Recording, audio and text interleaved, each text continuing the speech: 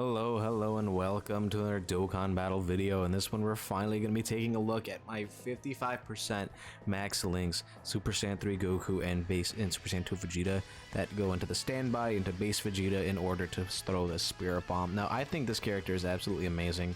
I love both of the 8-year LRs. I think they did a great job. This is kind of the build I went with for the equipment. Again, no crit, just because, like, I didn't really have very much good crit equipment for them, and they do get crit and they're like passive. Though this does mean that I cannot crit with the Spirit Bomb because like this form of Goku does not have any crit. You would have to have crit built in order, like built into like the hit potential in order for them to do crits on that massive Spirit Bomb attack. However, they do get 50% crit in this base form, so I think it should be fine until I get a dupe of them later on. Probably around Tanabata, I might buy a copy or so. But as of right now, I do not have any dupes of them. These are completely 55%. I'm like max linksed out. I'm going to be doing pretty much as I can in order to like maximize their damage here. This is the kind of the setup we're running here. Let's just hop in and get this going. Like, again, it's going to be a little complicated, right? Because this is a character that works really well in a lot of varying circumstances, and getting their like max attack isn't really very realistic because again they are pretty much at their peak offensively immediately. So the second they run out and onto the field, they are already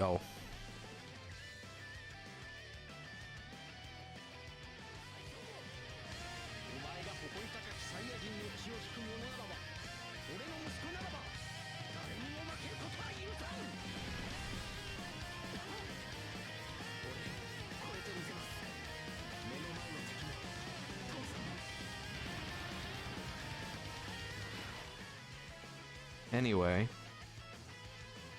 and I probably could just leave the audio on. I want this. So with these guys, right, a very major thing about them is in their passive, they're pretty much always going to be at max power. Though in slot 1 they get more defense, and in slot 2 they get slots 2 and 3 they get more attack. So it's basically a character where you're allowed to just play around and see how exactly you want to maximize their like either defensive ability or offensive ability. I think they could both, like both the 8-year LRs can definitely work as slot 1 characters, but the thing about them is you really do want them in slot 2 for a while. That way they're allowed to build up everything that they have, and that they get that extra key per orb. That way it's a lot easier to get their additional super attacks, because again, they both get a guaranteed additional super at 24 key, and they get a guaranteed additional attack that has a 70% chance to be a super at 18 key. I am going to leave them on rotation with the other 8-year LR, because they actually do link up quite well. As well as when they do eventually like fuse, or not really fuse, but like standby, this Vegeta becomes a ridiculous support, and I really want to just show that off next to these guys, because they link even better. Because like that's a very interesting thing about them, is if you stand by one of them, they'll link a lot better with the other one during the standby, and then when they switch back and you do the inverse, that's when they'll start linking up better again with the like in reverse. So like this base Goku and Super Saiyan 4 Vegeta, they link up really well with the base Vegeta and Goku, and then the Super Saiyan Vegeta links up really well with the Super Saiyan 3, already 10 million attack stat. 55% by the way. I'm not buffing them with anything wild. This is a legitimate team that you could run in Red Zone. Like, I'm not doing anything crazy. Like, this is just a very generic Vegeta and Trunks team. I didn't buff them up to anything. I didn't use items. I didn't use. They don't have a permanent support buff like memory. I physically cannot give them any more, right? That's just what they did with a little bit of support and some good links. They're just that crazy. I genuinely think that these guys were designed perfectly. Again, I do have problems with their leader skills just because like I don't think they're all that insane. Like I definitely would have liked for their leaders to be a little bit better, but at the same time I feel like they're fine, and they're eventually going to get buffs regardless. Also, it is really nice that we got this guy's EZA. I know I'm doing this like way late, so I already have like his EZA active, but he is a major addition to the Power of Wishes or Power of Hope team, whatever you want to call it. And he absolutely works wonders with them, just being able to create as much orbs as he does. Again, one turn of stacking, they got 3 super attacks, and they're already up to 400k. If we were to slap them in slot 1 and let them get locked in there, they will then boost right back up to like another 100% defense. No, it's not like a true 100%, so it's not going to go up to 800k or anything like that, but it's still going to get like a pretty sizable buff. I think it would push them roughly to like the 600k range, which is still very nice. I'm gonna let this turn play out here, and then we're probably going to skip until we have probably this exact same setup, but like with these guys transformed. So let's see how much damage they're gonna do here, because this is with 50% offensive support from Super Saiyan 3 Bardock, who definitely is runnable, by the way. Don't let people like lie to you and say the Super Saiyan 3 Bardock is like worthless. He's very strong, especially in this kind of situation. Yeah, again, another 10 million attack stat right off the bat, followed by multiple attack stats that are easily at 70 million. Yeah, like it's gross. Come on, one more. Ah, normal. That's fine.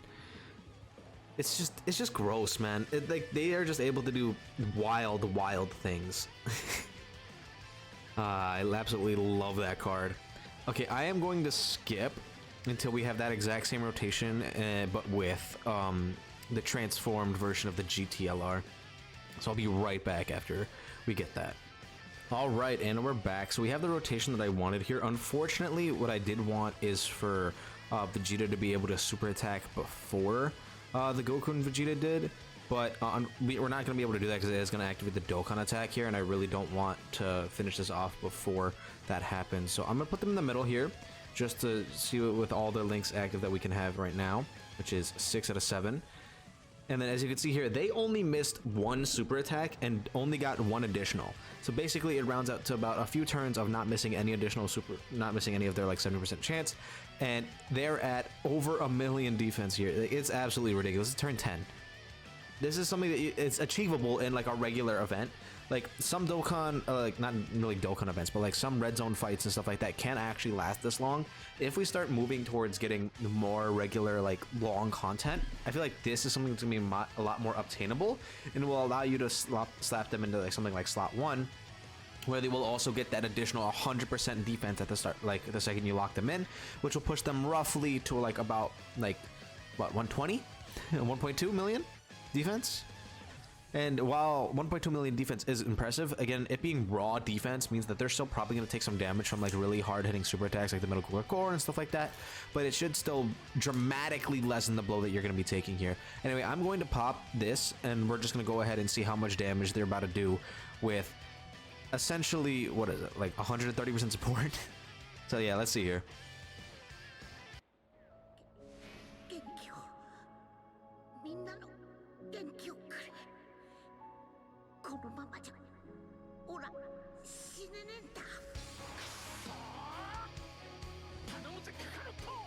俺にこの俺に力をくれ。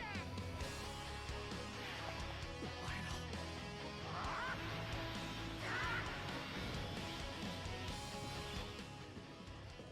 Keep in mind that when I hit this button and I make it so that this is going to advance, they could still get 100% more attack just by being in slot 2. I just have a feeling that when I hit this, it's going to prop the Dokkan attack, and I don't want that to happen. So let's just see. How much damage are they going to do? Remember, they could still get an additional 100% attack if they were just so happen to be in slot 2 instead of slot 1. So how much damage is it going to do here?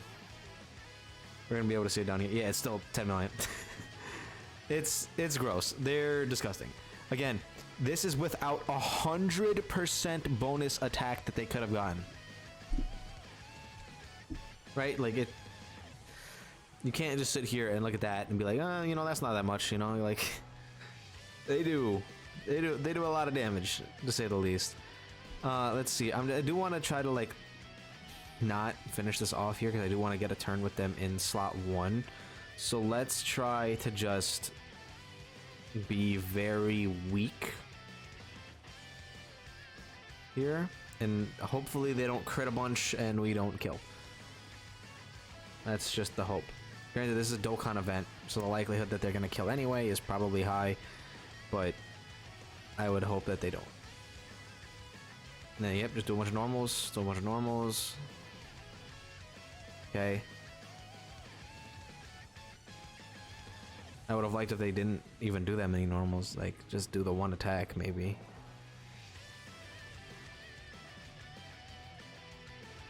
And they're gonna kill anyway. You know, you can't have everything, right? And then, yeah, we're just too strong at the moment. Like, we've been in the event for way too long. So I want to get a turn with them in slot 2 here, but like I can't. This is with all 7 links too. This has been so good. If I could get it, man.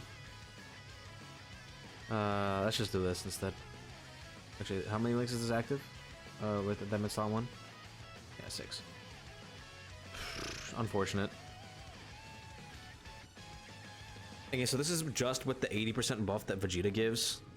Again, they're missing out on an entire 100% attack that they could get for being in slots 2 or 3. Keep in mind that these guys also get an additional key per super attack that they do permanently that is going to stay throughout the entirety of the card's lifespan. Like, they will 100% always have that active. Yeah, I don't think it matters here.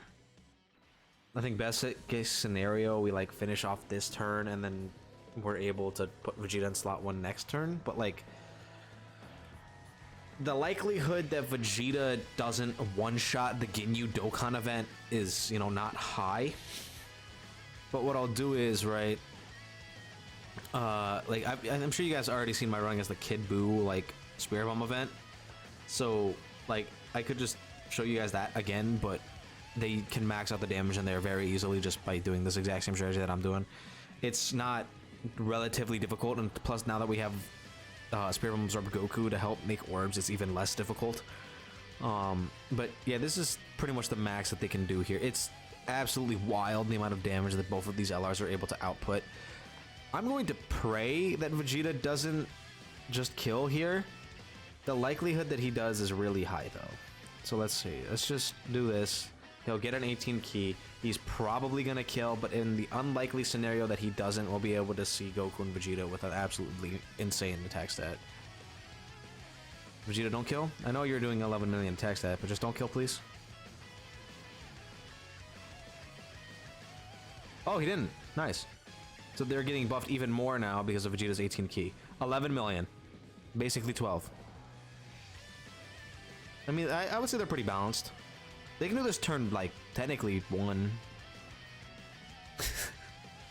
With, like, well over 1 million defense, you know? You know, just casual stuff. I absolutely love this card. Alright, so we're in the Kid Buu event again. And I'm just gonna be in here just to show off the Spirit Bomb. So I'm gonna pop this animation, that way you guys can see it. And then I'll be right back once I've built it up enough for it to do a lot of damage. So I'll be right back. Once this, after this animation plays and we're able to build it up for a few turns, okay?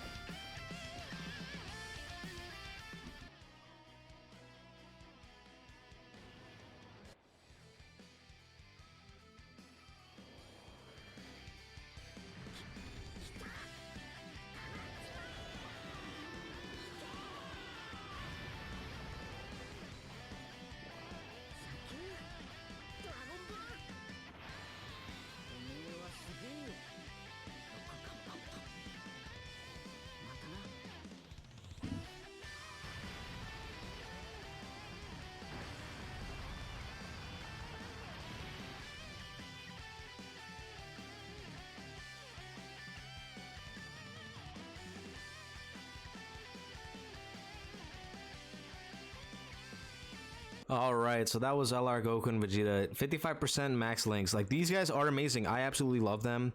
Their Spirit Bomb is one of the hardest hitting things in the entire game. It's literally just these guys Spirit Bomb, the GT Spirit Bomb, and then Blue Kaioken Spirit Bomb. Those things are by far the most damaging attacks in the entire game, and nothing has even come close to that in terms of damage.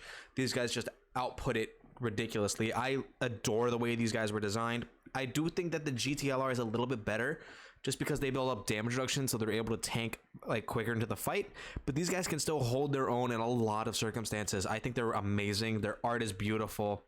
I think they did a great job with everything about these guys, including like the animations are just fabulous. Anyway, let me know how you guys feel about these guys in the comments down below. Don't forget to like and subscribe, and I'll see you guys all in the next video.